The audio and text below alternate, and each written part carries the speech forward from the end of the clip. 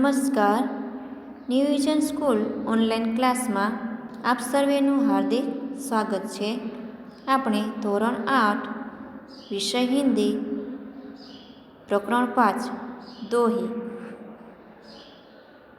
તો તેમાં આપણે કબીર છે, રહીમ છે, તુલસીદાસ છે, તેમના દોહા વિશેનો અભ્યાસ કરવાનો છે.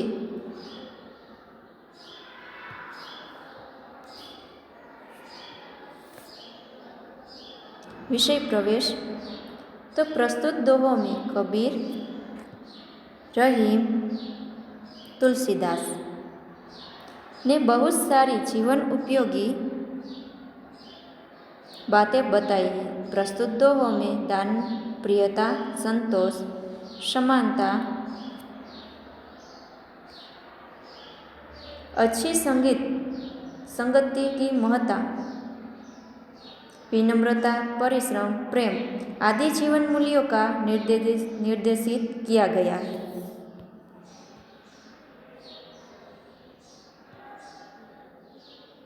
संत कबीर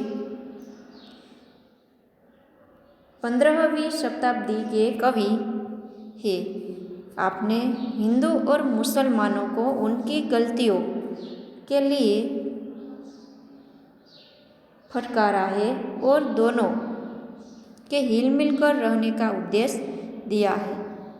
संत कबीर कहते हैं कि 15મી શતાબ્દીમાં કવિ કહે છે કે પોતાને હિન્દુ અને મુસલમાનો પોતાની જે ગલત છે તેની વાત કરે છે અને બંને ધર્મમાં હિન્દુ અને મુસલમાન સાથે મળીને હિલમિલકર એટલે કે સાથે મળીને રહેવા માટેનો ઉપદેશ આપે છે. रहीम का पूरा नाम अब्दुल रहीम खान खाना है. आप बड़े उदार और अनुभवी थे. हिंदी में आपने बोधप्रद दोहे लिखे हैं.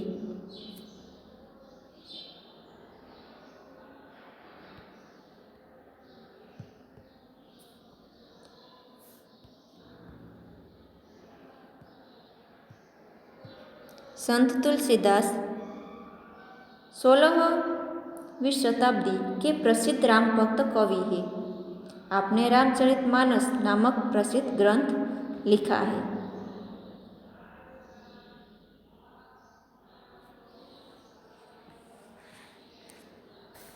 कबीर तेमा संतों की वाणी सभी भारतीय भाषाओं में मिली है. हिंदी में भी अनेक संतों की रचनाएं आज भी लोकप्रिय है. इस पाठ में कबीर, रहीम, संत तुलसीदास के दोहे दिए गए हैं. ये सभी दोहे सरल और शिक्षाप्रद है. इनमें दान, प्रियता, संतोष, समानता, सत्संग, विनम्रता, परिश्रम, प्रेम आदि जीवन मूल्यों का महत्व बताया गया है.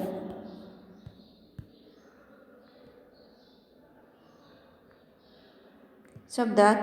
कुटुंब तो कुटुंब परिवार, खेर कुशल, नाद आवाज ध्वनि, कुसंग बुरी संगत अथवा संगति, भुजुंग એટલે કે સાપ અથવા સર્પ, નૈતન નૈનન એટલે કે આંખો में, હર્પે એટલે ખુશી, કંચન એટલે સોના, મેઘ તો કે મેઘ,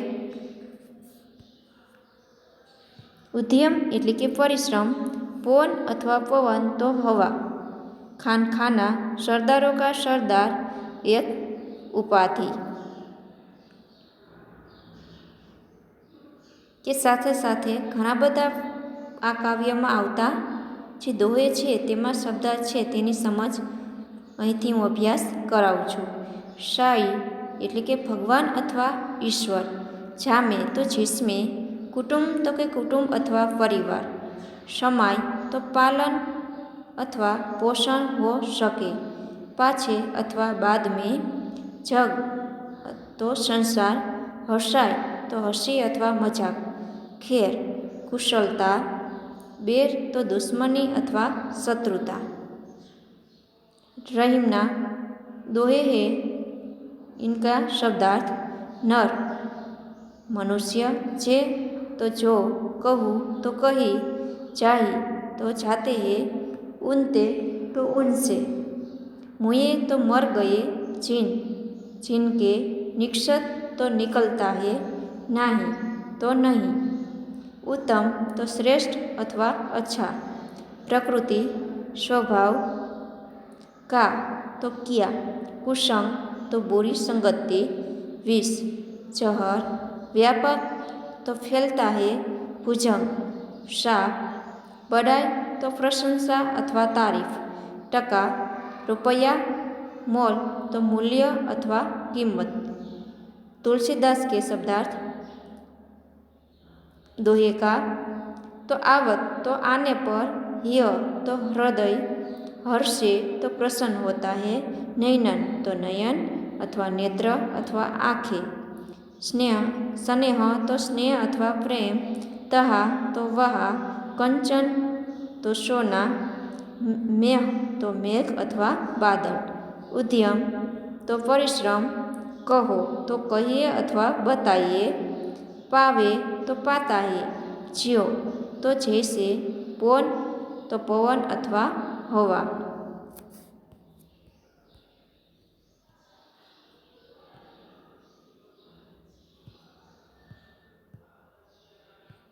सोए इतना दीजिए जामे कुटुंब समाय, कुटुंब એટલે કે પરિવાર, मैं भी भूखा ना रहूं साधु न भूखा जाए, सोए इतना दीजिए जामे कुटुंब समाय, मैं भी भूखा ना रहूं साधु न भूखा जाए।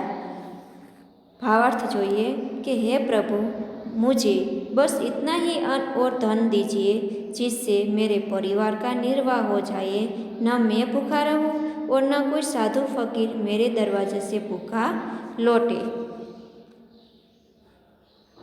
हे प्रभु, મને ફક્ત એટલું જ અન્ન અને ધન આપજો જેનાથી મારા કુટુંબનો નિર્વાહ થઈ શકે, હું ભૂખ્યો ન રહું અને કોઈ સાધુ ફકીર મારા દરવાજેથી ભૂખ્યો પાછો ન ફરે। बिना विचारे जो करे सो पाछो पछताय, काम बिगाड़े आपनो जग में होत हसाय। बिना विचारे जो करे सो पाछो पछताय, काम बिगाड़े आपनो जग में होत हसाय। जो व्यक्ति बिना सोचे समझे काम करता है वह बाद में पछताता है, वह अपना काम तो बिगाड़ता ही है, दुनिया में उसकी हंसी उड़ाई जाती है। કે જે વ્યક્તિ વિચાર્યા વગર કામ કરે છે તે પાછળથી પછતાય છે, તે પોતાનું કામ તો બગાડે જ છે, દુનિયામાં તેની મજાક ઉડાવાય છે। कबीरा खड़ा बाजार में मांगे सबकी खैर, ना काहू से दोस्ती ना काहू से बैर। कबीरा खड़ा बाजार में मांगे सबकी खैर, ना काहू से दोस्ती ना काहू से बैर। के कबीर कहते हैं कि मैं बाजार में सबके सामने खड़ा होकर भगवान से सबकी कुशलता मांगता हूँ, सबकी भलाई के लिए प्रार्थना करता हूँ, मेरी न किसी से दोस्ती है और न किसी से दुश्मनी। કે કબીર કહે છે કે હું બજારમાં ઊભો રહીને ભગવાન પાસે સૌની કુશળતા ઈચ્છું છું, સૌની ભલાઈ માટે પ્રાર્થના કરું છું, મારે કોઈની સાથે મિત્રતા નથી કે કોઈની સાથે શત્રુતા નથી। રહીમ કે રહીમના વે નર મર ચૂકે છે કહું માંગન ચાહી, ઉનતે પહેલે વે મુઈ જીન મુખે મુખ નિક્ષત नाही। रहीमना वे नर मर चुके छे कहूँ मांगन जाई, उनते पहिले वे मुए जिन मुख निकसत नहीं। भावार्थ कि रहीम कहते हैं कि वे मनुष्य मरे हुए हैं जो कहीं दूसरों के पास मांगने जाते हैं, परंतु उनसे पहले वे लोग मर चुके हैं जो मांगने वाले को देने से इनकार करते हैं। રહીમ કહે છે કે જે ક્યાંય બીજા પાસે માગવા જાય છે તે માણસો મરેલા છે, પરંતુ તેમનાથી પહેલાં તો તે લોકો મૃત્યુ પામેલા છે જેઓ માગનારને કંઈક આપવાની ના પાડે છે।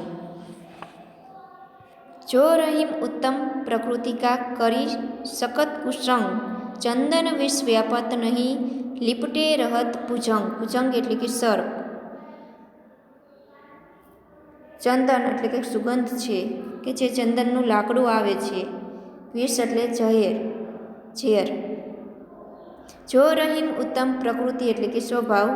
जो रहीम उत्तम प्रकृति का करी सकत कुसंग चंदन विष व्यापत नहीं लिपटे रहत भुजंग।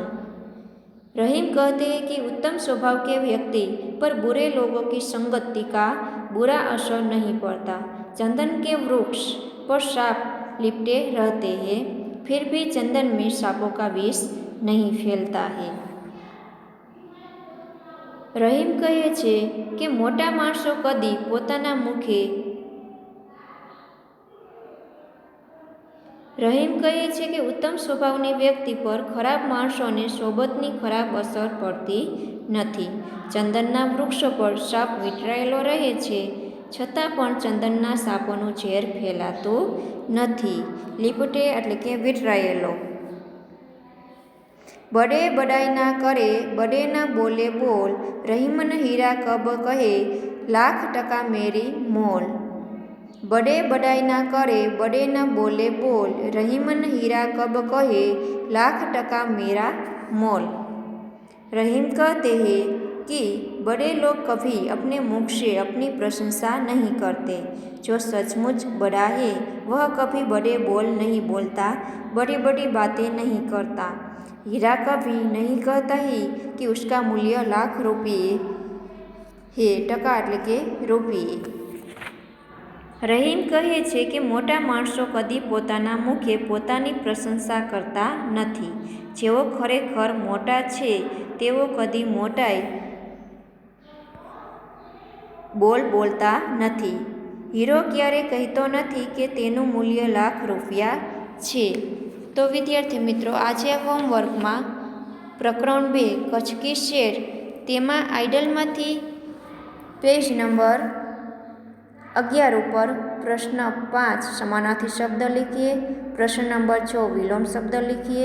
प्रश्न नंबर 7 नीचे गए विशेषणों का वाक्य में प्रयोग कीजिए। प्रश्न नंबर 8 दिए गए शब्दों का शब्दकोश के क्रम में लिखिए।